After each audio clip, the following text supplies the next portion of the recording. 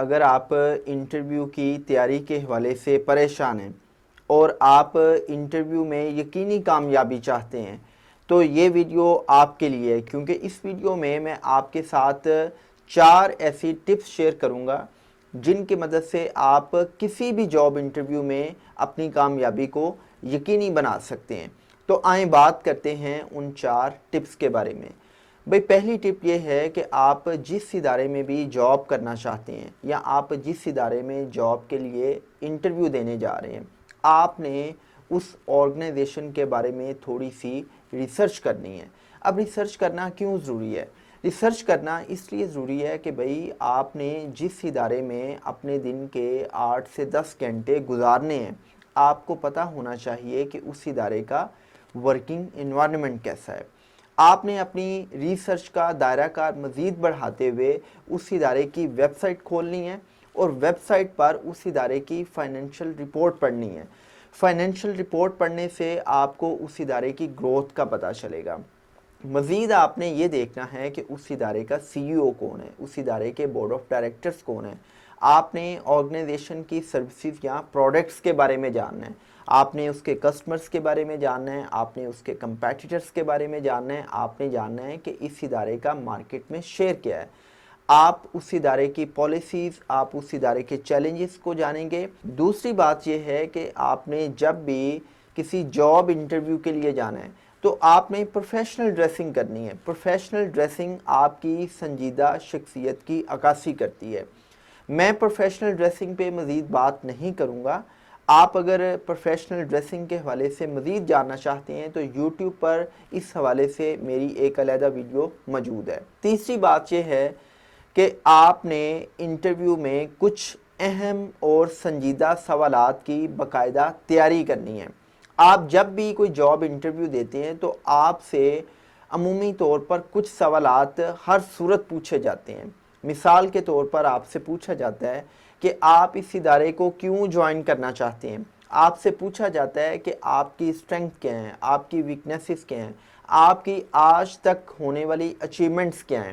آپ سے پوچھا جاتا ہے کہ آپ نے زندگی میں کون کون سے چیلنجز فیس کیے اور آپ نے ان چیلنجز پر کیسے قابو پایا۔ آپ سے پوچھا جاتا ہے کہ اگر آپ پہلے کسی ادارے میں جاب کر رہے تھے تو آپ کا وہاں پر ایکسپیرینس کیسا تھا اور آپ نے وہ جاب کیوں چھوڑی۔ آپ سے یہ پوچھا جائے گا کہ آپ کتنی سیلری ایکسپیکٹ کرتے ہیں۔ اس کے ساتھ ساتھ آپ سے یہ بھی پوچھا جاتا ہے کہ آپ نے اس فیلڈ کا انتخاب کیوں کیا۔ آپ سے یہ بھی سوال پوچھا جا سکتا ہے کہ اگر آپ فریش گریجویٹ ہیں تو آپ نے انٹرنشپ میں کیا سیکھا، اور اگر آپ کو ریجیکٹ کیا جاتا ہے تو آپ کا کیا رد عمل ہوگا۔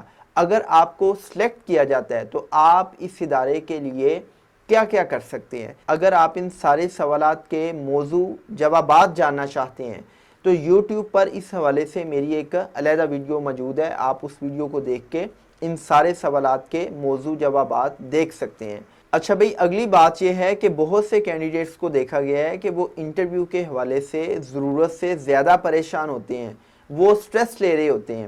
اس سٹریس کو اور اس پریشر کو ختم کرنے کا بہترین طریقہ یہ ہے کہ آپ انٹرویو سے پہلے موک انٹرویوز دیں۔ اب موک انٹرویوز آپ نے اپنے دوست احباب کو نہیں دینے، بلکہ آپ اپنے کسی یونیورسٹی پروفیسر سے بات کر کے اس کو موک انٹرویو دے سکتے ہیں۔ لیکن بہترین طریقہ یہ ہے کہ آپ اپنی ہی فیلڈ میں کسی پروفیشنل کو ڈھونڈیں اور آپ باقاعدہ طور پر انٹرویو کا ماحول پیدا کر کے اس کو انٹرویو دیں۔ اگر آپ سمجھتے ہیں کہ آپ کسی پروفیشنل سے نہیں مل سکتے تو آپ کے پاس زوم اور اسٹریم یارڈ جیسے ایپس موجود ہیں۔ آپ کسی بھی پروفیشنل کو آن لائن موک انٹرویو دے سکتے ہیں۔ جب آپ موک انٹرویوز دیں گے تو آپ کو اپنی ویکنیسز، اپنے گرے ایریاز کا پتہ چلے گا۔ آپ کو پتہ چلے گا کہ انٹرویو کے دوران آپ کی باڈی لینگویج کیسی تھی۔ آپ موک انٹرویوز دینے سے اپنی ویکنیسز پر قابو پانے کے قابل ہو جائیں گے اور آپ کے اندر اعتماد آئے گا۔ آخر پر میں یہ کہنا چاہوں گا کہ آپ جب بھی کوئی بھی انٹرویو دینے جائیں، آپ کی سوچ یہ ہونی چاہیے کہ محنت کرنا، تیاری کرنا میری ذمہ داری ہے، کامیابی دینا رب کا کام ہے۔ کیونکہ ایک جاب جس کو آپ اپنے لیے موضوع تصور کرتے ہیں، ایسا ہو سکتا ہے کہ وہ آپ کے لیے موضوع نہ ہو، کیونکہ رب کی ذات قرآن میں یہ کہتی ہے کہ ایک وہ چیز جس کو تم اپنے لیے پسند کرتے ہو سکتا ہے کہ وہ تمہارے لیے نقصان دہ اور ایک ایسی چیز جس کو تم ناپسند کرتے ہو سکتا ہے کہ وہ تمہارے لیے فائدہ مند ہو. تم نہیں جانتے، اللہ بہتر جانتا ہے. سو آپ نے اس سوچ کے ساتھ انٹرویو دینا ہے کہ اگر آپ انٹرویو میں کامیاب ہو گئے تو ویل اینڈ گڈ، اور اگر آپ ناکام ہو گئے تو آپ نے پریشان نہیں ہونا، بلکہ انٹرویو میں ہونے والی ناکامی سے آپ بہت کچھ سیکھ سکتے ہیں. اور آپ نے اس انٹرویو کو ایک گیم کے طور پہ لینا ہے. جیسے گیم میں ہار جیت ہوتی ہے، اسی طرح انٹرویو میں آپ کامیاب بھی ہو سکتے ہیں اور ناکام بھی ہو سکتے ہیں. تو آپ جب اس مائنڈ سیٹ کے ساتھ جائیں گے تو پھر آپ کے اندر کسی بھی قسم کا کوئی خوف نہیں ہوگا، اور جب خوف نہیں ہوگا تو سٹریس نہیں ہوگا، اور جب سٹریس نہیں ہوگا تو آپ پورے اعتماد طریقے سے انٹرویو دینے کے قابل ہوں گے. Thank you very much. Wish you good luck for your future انڈیورس.